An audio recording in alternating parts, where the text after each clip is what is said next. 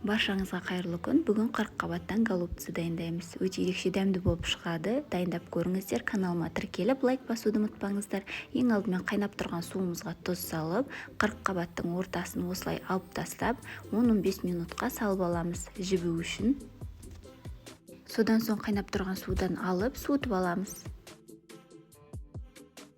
Тартылған етке пиязымызды және де кез келген шөптерді қоссаңыздар болады. Мен де мына жерде петрушка және укропты аз-аздан қостым.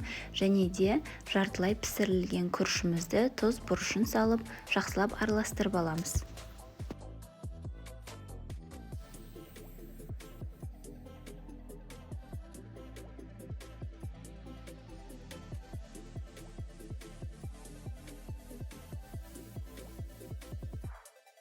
Суған қырыққабат жапырақтарын осылай жеке-жеке алып дайындап қоямыз.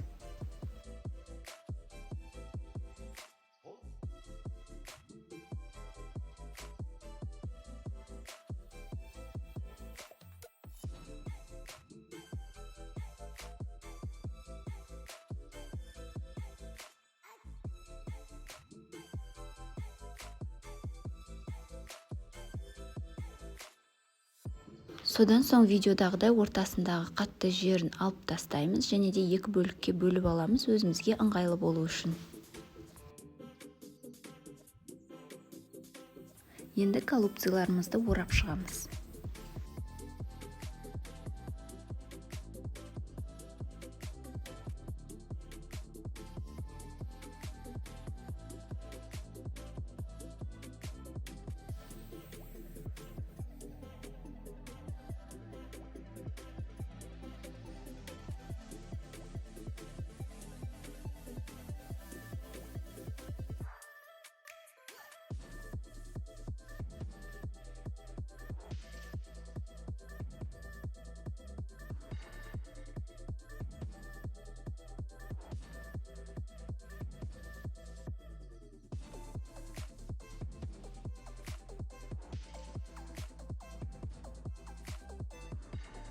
Барлығын осылай орап болған соң пиязымызды екіге бөліп турап шығамыз.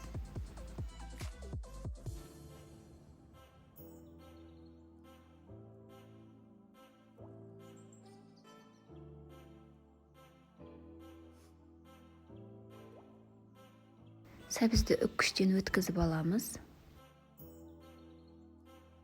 Табада қызып тұрған маймызға ең алдымен пиязымызды қызарғанша қуырып аламыз. Содан соң 2-3 минуттай сәбізімізді қосып қуырамыз.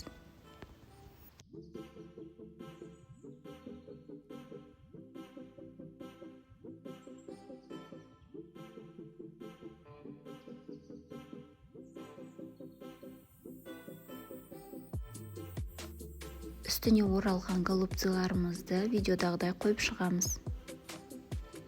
Үстінен тұз салып, томатный соусымызды құйып шығамыз. Видеоның астына томатный соустың рецептін қалдырып кетемін. Сол бойынша араластырып, осылайша үстіне құйып шығасыздар. Бір қайнатып алып, содан соң астын жай қойып 30 минутқа пісіріп аламыз. Осымен біздің голубцыларымыз дайын. Дайындап көріңіздер, баршаңызға ас болсын.